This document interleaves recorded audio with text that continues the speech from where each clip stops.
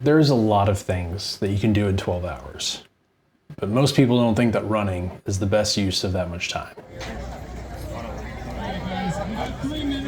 At the beginning of August, I ran my first ultra marathon, the Loopy Looper 12-hour in New Jersey by Endless Endurance.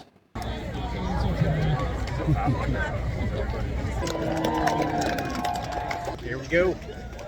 The Loopy Looper is a 3.75 mile course per lap with a 12-hour, a 24-hour, and a 100-mile option. I've wanted to run ultra races for a long time, since about 2019 when I first started running. Leading up to this, I had never run any other organized races at any shorter distances, so no half marathons, no marathons. I vaguely remember running a 5K once when I was in like 4th grade. Everything about this race for me was purely about getting to call myself an ultra runner, and I was tired of letting excuses get in the way of that.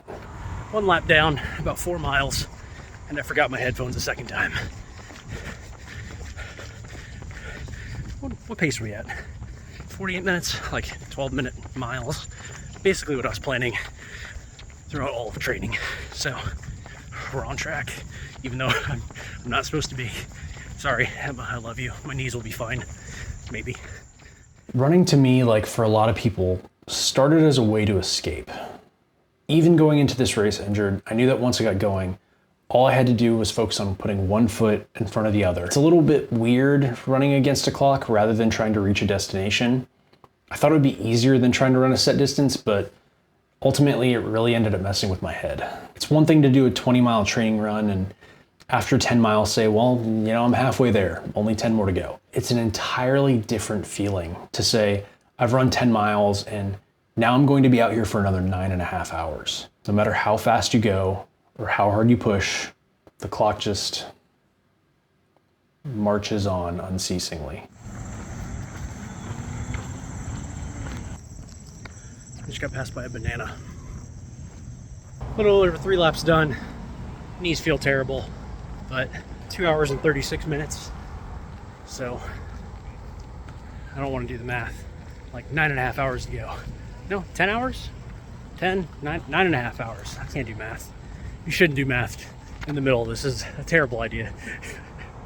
The craziest part to me is that from the time I started running again to race day was only about 11 weeks. And it all started because I didn't want to pay for an Uber home from the mechanic when my car broke down. The car was leaking antifreeze and I had to take it to the mechanic. The mechanic was 4 miles from my house. And I kind of just said, I'm gonna run home instead of calling an Uber. I live in a beautiful place like this and I have so many complaints all the time for no reason. I just want to keep getting better. I've been bad about that recently. Been feeling sorry for myself when there's really no reason to. I'm gonna finish this last mile home and I'm gonna do something else that's hard, something else that sucks, because I know I need to. That run home from the mechanic was actually the first time I ran in something like 2-ish years. And 10 days later, I had already decided I was gonna do an ultra race. Yes, it was admittedly a very short amount of time to prep for an ultra, but I just knew I needed something to shake me from how monotonous life was feeling. And I knew that I wanted to be someone that when my daughter gets older, she can look up to. That I can be the kind of person that she can be proud of because I do what I said I was going to do, no matter how hard it gets. Like this next clip was literally all the mental energy I had to record by this point in the race.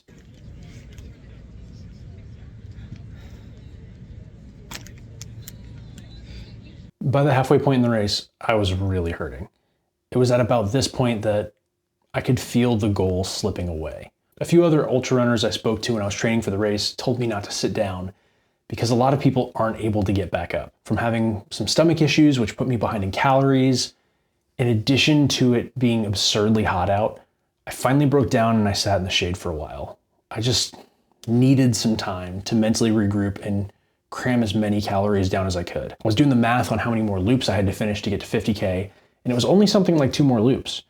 But at that point in the race, I could barely even make it to the bathroom. And because of some of the stomach issues, I desperately needed to get to the bathroom. And I'll just leave it at that. It was at about that point that my wife sent me some pictures of our daughter with a little sign that said #1 fan, and it hit me really hard. I've heard of plenty of other ultra runners having very emotional experiences during races, but that's when they're out crushing 100-mile races. I never thought I would feel like such a raw nerve at this distance. And I hadn't even finished a marathon distance yet, but being overheated and exhausted, injured and calorie deprived can do that to you. But most importantly, this moment reminded me why I was there.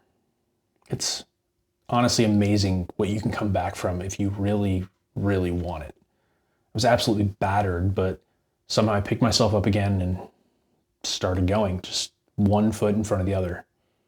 For the next few hours, I was really able to grind out some miles. Part of it was getting the calories back in, and the other part was probably that the heat started to ease off a little bit. I really don't even remember much about those like 2 or 3 hours of the race, but it was just head down, me and the sidewalk, just trading blow for blow. Just finished, I mean, it was like a 7.5 hour marathon. My knees are pretty screwed up.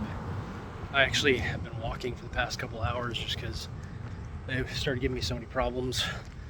I am currently in the process of losing, I think, 2 toenails. One of them's black. The other one's questionable still, but we'll see.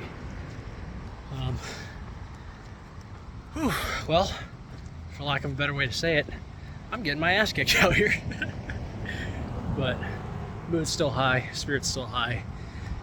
Legs just aren't working. So for context, the average marathon finish time is something like 4.5 hours. So no, I definitely was not setting any records with my marathon finish time. But that was the first marathon distance I have ever finished, and it was during my first ultra marathon. My legs were aching, my feet were swollen and aching, my lower back was locking up on me, my knees just didn't really bend, but I refused to let anything stop me from reaching that ultra distance. About halfway through lap 8. This should put me over 30 miles into the 50K range. And I can finally say, I'm an ultra runner. At the time, I didn't even realize that it would be a mile into my next lap that would put me over the 50K mark. Technically, an ultra is any distance longer than the traditional marathon distance of 26.2 miles. So could you run 26.3 miles and say you're an ultra runner? I guess, but I didn't want to get there on some technicality. For me, nothing short of a 50K or about 31 miles, the entry into the hall of ultra runners would be good enough. By now, it hurt more to walk than it did to run, which I knew was a pretty bad sign, all things considered. But before I knew it, I actually kind of blew past the 50K mark. I'm not really the kind of person that likes to rest on their laurels for too long, though. I hit 50K at the beginning of my 9th lap at 9 hours and 32 minutes. So I immediately started doing some quick math on whether I had it in me to hit 40 miles. With this course, the miles only count if you complete the full 3.75 mile loop. So to hit 40 official miles, I actually would have had to be able to finish 41.25 in my remaining time. When I hit the aid station in the middle of my 9th lap though, everything just grinded to a halt again. I could barely even shuffle along by this point. Pretty much every person who passed me asked me if I was okay. So I must have looked pretty rough, and I got passed by a lot of people. I grew up in a family where our motto when it came to athletics was always, leave everything on the field. Winning and losing didn't really matter, but you better be damn sure the tank is empty. I could have stopped there because I already hit my goal, and I was definitely just making my injury worse, but I knew that looking in the mirror later that night, I would regret not pushing harder. I can without a doubt in my mind say in that last lap, I gave it everything I had left. Hanging in there, last lap.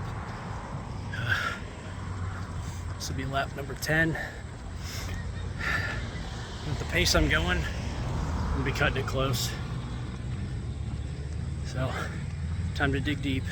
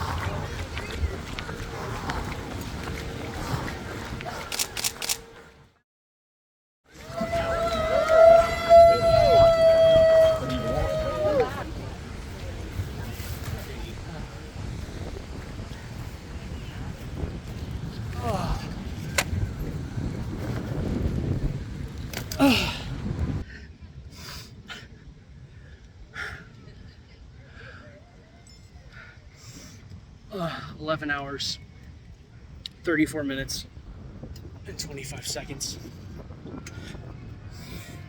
How many miles did I have? Oh my god.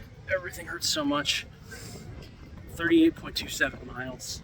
The official one will be 37.5. But, oh, it hurts so much. Oh, it fucking hurts so much. So in 12 hours, I finished 37.5 official miles, or 60 kilometers. My name is Christian, and I've earned the right to call myself a fucking ultra runner.